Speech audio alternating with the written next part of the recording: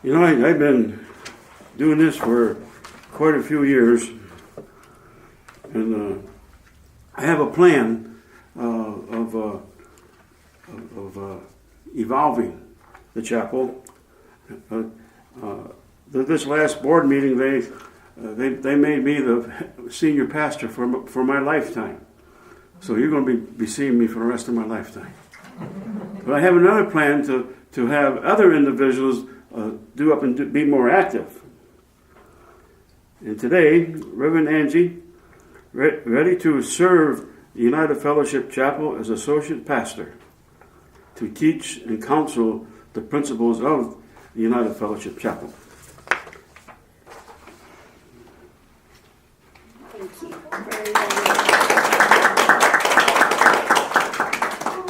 And I've actually been waiting 40 years for this to happen. That's a long time. And so now this is a very good introduction to the speaker today, Rev Angela. Thank you. Wow. I'm very blessed to have had the opportunity of meeting Reverend David J. Miller 4 years ago. I knew it was in the plan to come to United Fellowship Chapel. As soon as I walked in that door, I just felt that feeling of I'm here, like this is my place, you know. It just felt so good.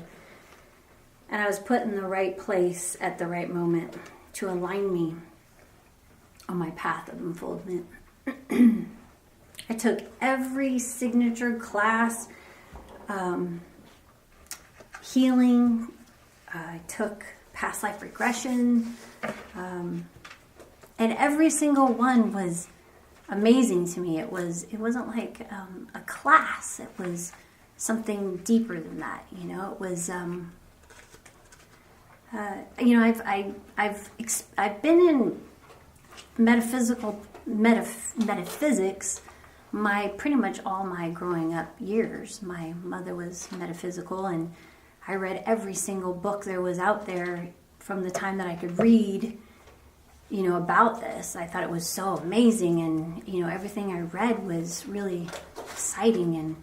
But when I got here, it kind of like every class I experienced was just like condensing it all and putting it all together. And I was like, oh yeah, I remember a little bit about that and whatnot, but it really helped me to have something in one place and to be able to do this every single day.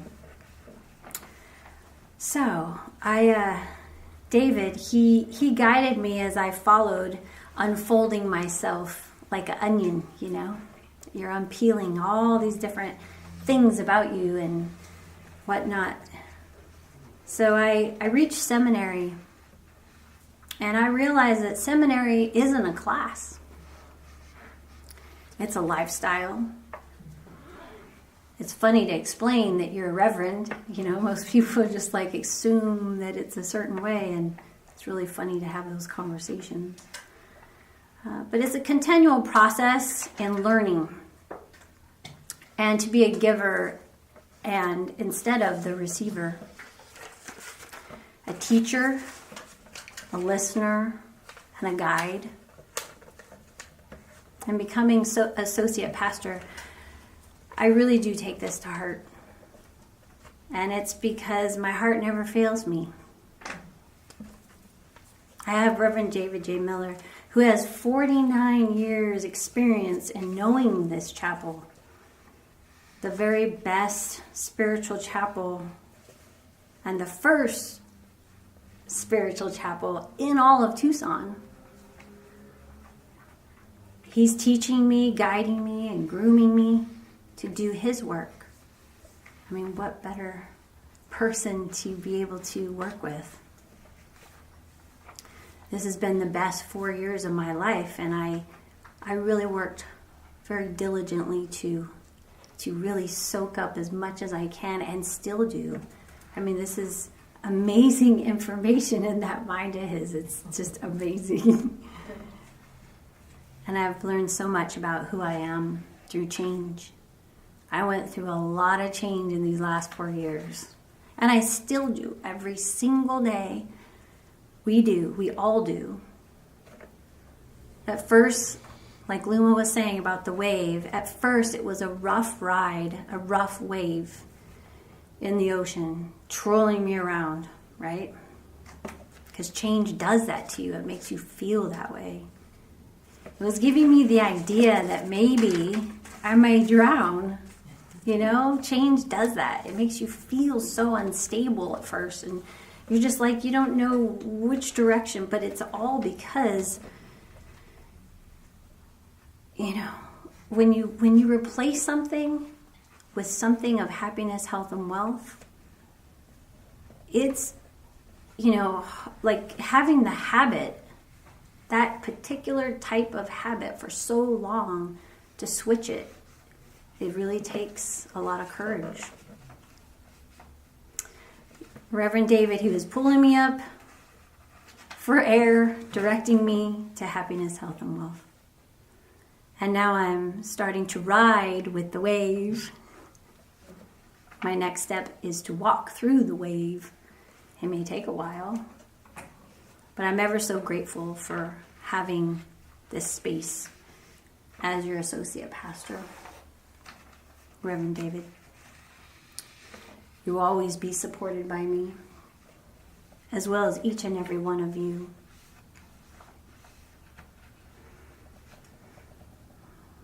During your times of change and growth, which leads me to my talk about patterns and beliefs. Kind of interesting because we're talking about change, and I have the subject of patterns and beliefs.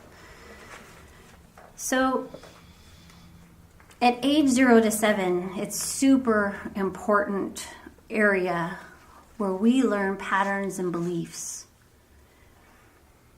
It's a time in our lives where we store patterns, we store them, beliefs. I mean, we put them in places and we keep them forever. And my story is somewhat of a fight or flight.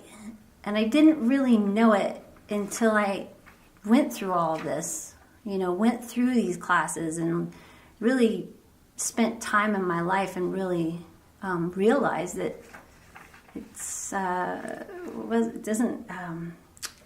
doesn't look so pretty when you realize you have so many bad habits, you know, and grew up that way. I grew up with not only my father being alcoholic, but the grandparents, both sets, my grandfathers were. My grandmother, I remember on my dad's side, she liked to party, you know, like every time they had a party, she was always with the drink there. But it never really occurred to me. You know, it was the men that I assumed that they were, but so did she. You know, and everybody was having a blast. So there was codependency. You know, there was a lot of codependency, and there was a lot of working around all this stuff, you know, and we're always kind of on edge, and that's what I call the fight or flight, because we're always constantly like working around what people were doing, and me not really knowing that was anything different. That was just my life. And when we became teenagers, arguing was normal to us, which I thought was okay. And my mom was doing it, so I thought it was okay, you know. And as I got into relationships, we argued.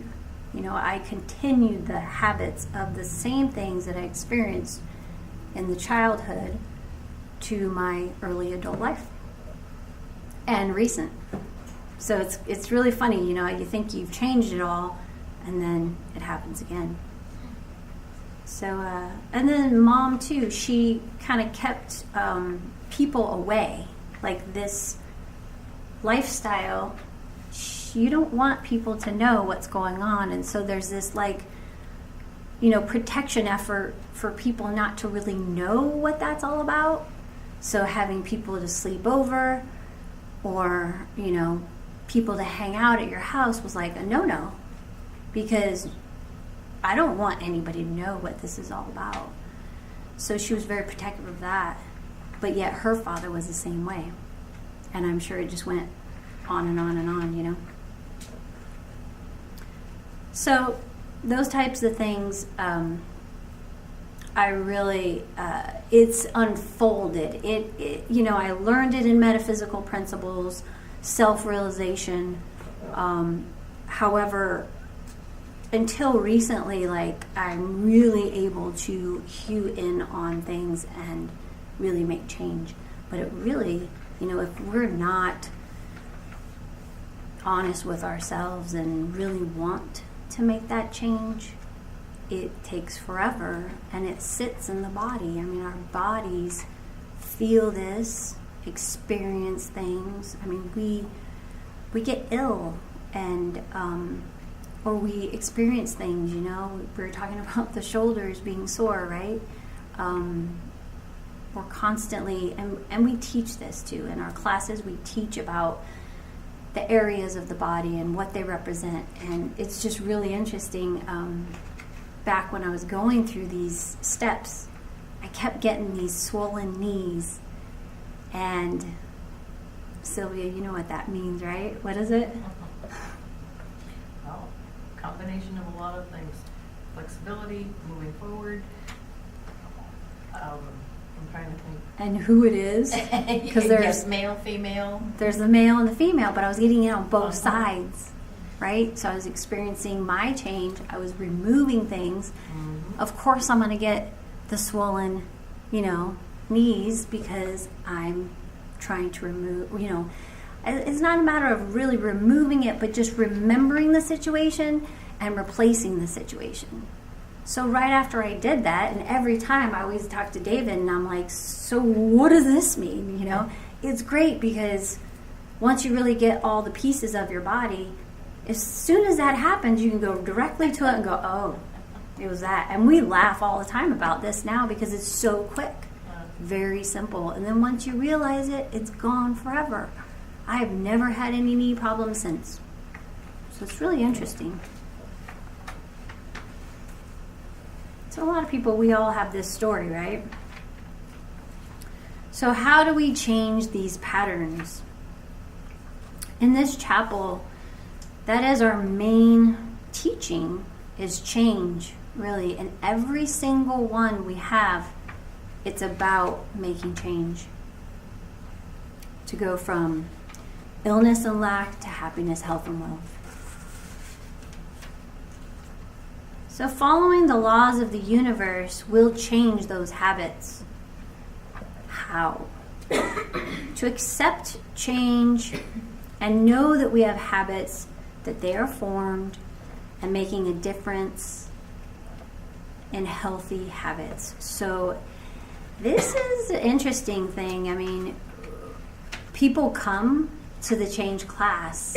They'll come and they'll experience and see what to do. And then once they get that, then they don't come anymore.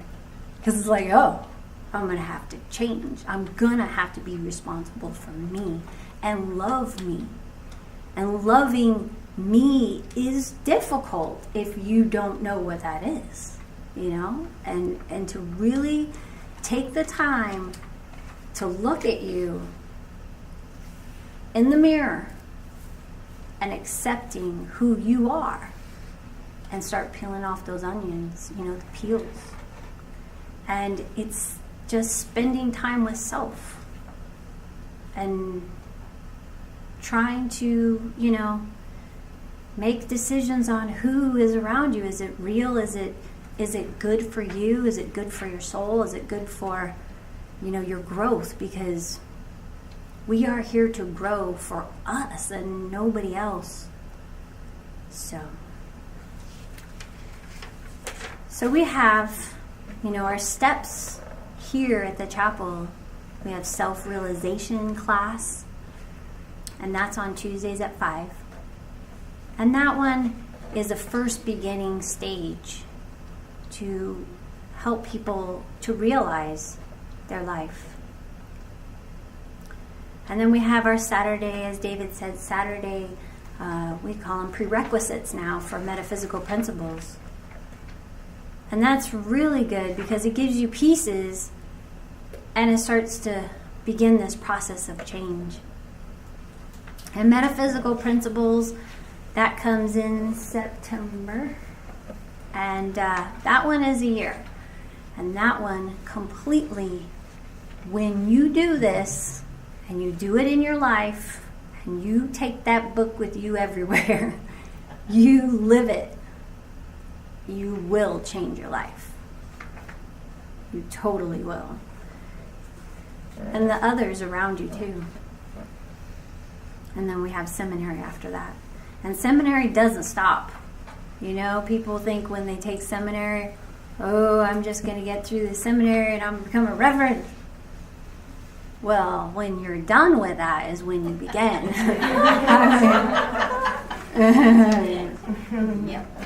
You are just a baby, you know? And aren't we just always learning, right? We're always learning. We're never, ever, ever beyond, right? If we were, we would not be here. We have this class, Change, and I welcome you to invite yourself to be able to peel your onion. It is amazing. So even if I teach the class, I am doing it too because, again, you forget. You're teaching something, you're telling them what to do, but you know, I was, through metaphysical principles, writing these things down for myself and doing this whole process. But along the way, I kind of started to slip and not do it. And there's things every day that we experience that we are feeling things. And how do we categorize them? How do we put them in our understanding if we just blow it off like it was just something and then wake up the next day and move on forward? What do we do this whole thing for? What did we live in that one day for? For the love of us, right? So let's spend time on us. I have this little poem that says, "There's been an undeniable truth since before we even existed. Nothing ever stays the same. Change cannot be resisted." Blessings and namaste. Thank you.